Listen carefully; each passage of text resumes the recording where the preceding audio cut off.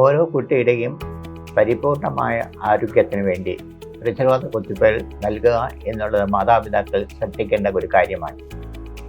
നമുക്കറിയാം, ഇന്ന് സമൂഹത്തിൽ ഏകദേശം എല്ലാ മാതാപിതാക്കളും കുട്ടിയുടെ ജനനം മുതൽ അവൻ്റെ കൗമാര ദിശയിൽ വരെ എടുക്കാവുന്ന പ്രതിരോധ കുത്തിവയ്പുകളെ പറ്റി ബോധവാന്മാരാണ്.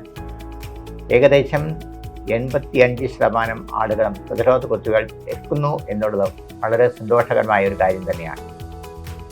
പക്ഷേ ചില സ്ഥലങ്ങളിൽ ചില ആളുകളുടെ ഇതിനെപ്പറ്റിയുള്ള ആധികാരികമായ അറിവ് കുറയുന്നത് കൊണ്ട് പലപ്പോഴും ഇതെടുക്കുവാൻ സാധിക്കാതെ വരുന്നത് മൂലം നമ്മൾ പ്രതീക്ഷിക്കാത്ത ഒരുപാട് അസുഖങ്ങൾ വരുന്നതും അതോടൊപ്പം തന്നെ മാനഹാനി സംഭവിക്കുന്നതും ആണ്. അത് തടയുന്നതിന് വേണ്ടിയാണ് പ്രതിരോധ കുത്തിവയ്പുകൾ നൽകണം എന്ന് നിഷ്കർഷിക്കുന്നത്. വളരെയധികം ജീവഹാനി സംഭവിക്കാവുന്ന അസുഖങ്ങൾ പ്രതിരോധ കുത്തിവയ്പുകളിൽ കൂടി അത് പ്രതിരോധിക്കുവാനും അങ്ങനെ നമ്മുടെ വരാവുന്ന പല അസുഖങ്ങളും തടയുവാനും നമുക്ക് സാധിക്കും.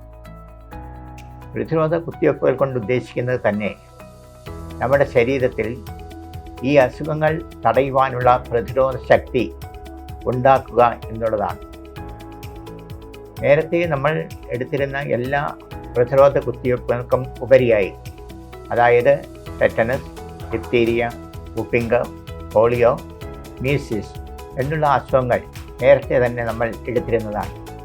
അതുകൂടാതെയാണ് ഹെപ്പറ്റൈറ്റിസ് വാക്സിനും ഹിമോഫിലസ് ഇൻഫ്ലുവൻസ വാക്സിനും എല്ലാം പിന്നീട് വന്നത്.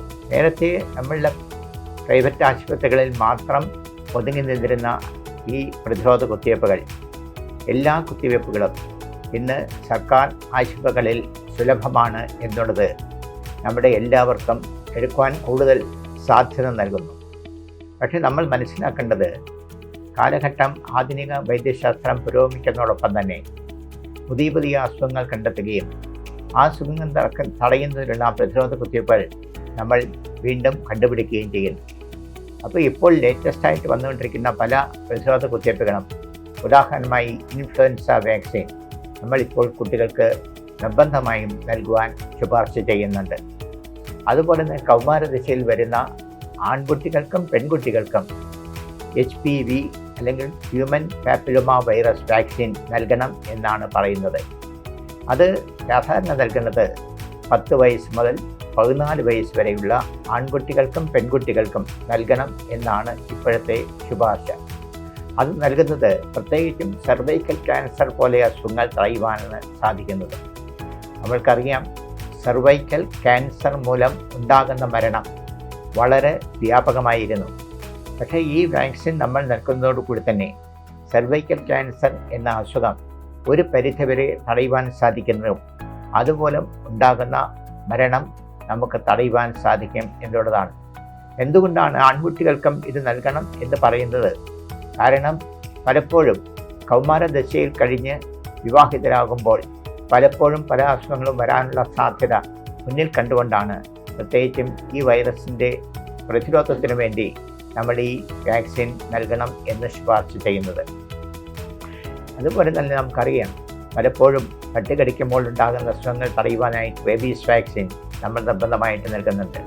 ടൈഫോയിഡ് വാക്സിൻ, കോളറ വാക്സിൻ അതുപോലുള്ള വാക്സിനും പ്രത്യേകിച്ചും മറ്റ് വിദേശ രാജ്യങ്ങളിലേക്ക് പോകുമ്പോൾ ജാപ്പനീസ് എൻസെഫലൈറ്റിസ് വാക്സിനും എല്ലാം നൽകാൻ നമ്മൾ പ്രത്യേകമായിട്ട് ശുപാർശ ചെയ്യുന്നത്. ഈ വാക്സിനുകളുടെ ഉദ്ദേശം തന്നെ മനുഷ്യ ശരീരത്തിൽ ഈ അസുഖങ്ങൾ തടയുവാനുള്ള പ്രതിരോധ ശക്തി ഉണ്ടാക്കുക എന്നുള്ളത് തന്നെയാണ്. നമുക്കറിയാം, പ്രതിരോധ ശക്തി ഉണ്ടാകുമ്പോൾ തീർച്ചയായിട്ടും ഈ അസുഖങ്ങൾ നമുക്ക് തടയുവാൻ സാധിക്കുകയും അതോടൊപ്പം തന്നെ ഇതുമൂലം ഉണ്ടാകുന്ന ജീവഹാനി തടയുവാൻ സാധിക്കും എന്നുള്ളത് പ്രത്യേകം മനസ്സിലാക്കേണ്ടിയിരിക്കുന്നു. അതുകൊണ്ട് തന്നെ എല്ലാ കുട്ടികൾക്കും മാതാപിതാക്കൾ പ്രത്യേകം ശ്രദ്ധിക്കുക. പ്രതിരോധ കുത്തിവയ്പ്പുകൾ അതാത് കാലങ്ങളിൽ നിഷ്കർഷിക്കുന്നത് പോലെ ഡോക്ടർമാരുടെ ശുപാർശ പ്രകാരം നൽകേണ്ടതാണ് എന്നുള്ളത് ഒരിക്കലും വിസ്മരിക്കാതിരിക്കുക.